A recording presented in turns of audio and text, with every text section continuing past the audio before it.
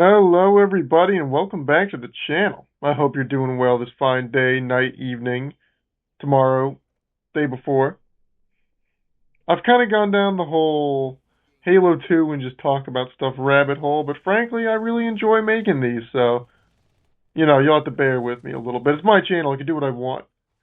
But really, truly, today I just wanted to talk about one of my former banes, something I used to personally struggle with big time, and that being the fear of missing out. So buckle up your bootstraps and prepare yourself for a knock on the noggin. That's all you get for an intro, because I'm not good at making intros. So really, truly, let's get right into it. For real, though.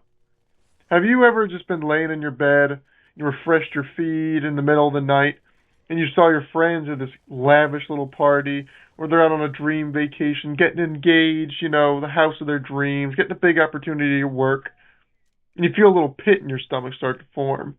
Like you're missing out on the best parts of life while everybody else is living it up, living like kings, out there seeing it all, doing it all. We've all been there. You're not alone in that regard. And in today's always on, go, go, go world, it's more common than ever, sadly. I mean, no one is joyed with what they do. You miss out, and I'm doing air quotes, but you can't see my fingers, so just picture when I say miss out, air quotes. If you're not doing the major things, like speeding down the interstate or trying that thing you'd be 10 times better off without, it's all a lie. Whatever you're doing right this second is better than any of that stuff, because it's yours. I mean, you can at least attest to your own experience and your own joys therein, because that's what you're sitting there and doing. Alright, time to get nerdy. Now, let me just say, FOMO isn't just a slang term, alright? It's not just something someone said, oh, FOMO, because you fear missing out. It's an abbreviation. No, it's not just slang. It's a real, psychological phenomenon. I mean, the anxiety that others feel watching people get rewarding experiences and, them not being a part of that. The term FOMO was first coined in the early 2000s. But then social media came along and bumped it up to an 11. I mean, studies show that heavy social media users experience significantly higher levels of feeling like a FOMO. I mean, consistently watching others go through their day-to-day lives on a screen on your couch is bound to make you feel like junk anyway. I mean, let's be honest. I mean, our need to compare and contrast is our own undoing. I mean, we got to compare and contrast our lives with the guys on the screen, it destroys our peace. I mean, if you could bring yourself to look away, or not look at it as something you need to do, but just be happy for the person in the video, well, good on you. I mean, that's a really good step. But so often we feel envy or laments at their good time compared to our boring time. And the costs of this need to mimic others' experiences, they're real.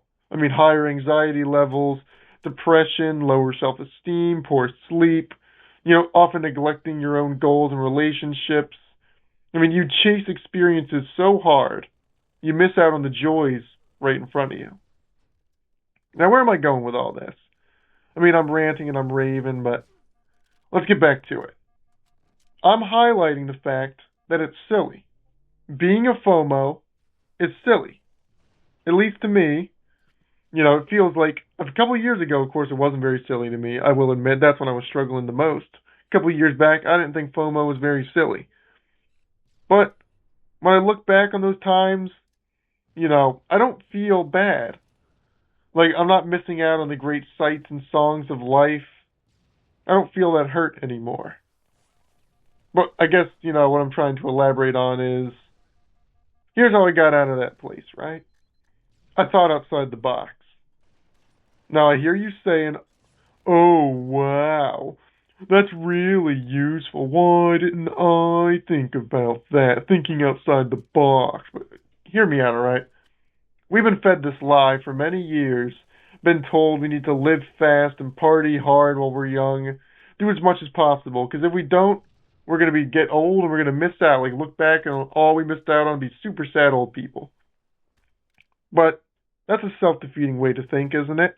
I missed out so much when I was young, and now I'm old and sad because I didn't do that stuff that doesn't affect me anymore. Wah.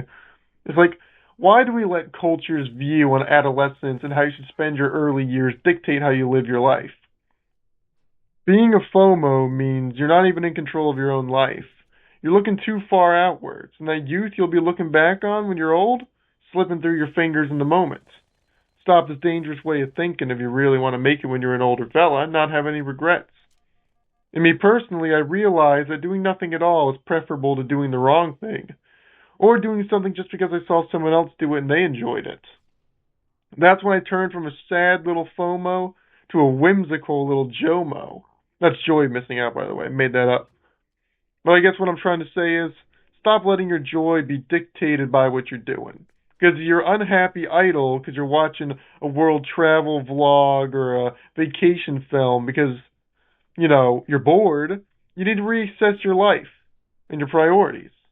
Because, as I've said before, life is what you make of it. And that's right, you. It's what you make of it. No one else can make it for you.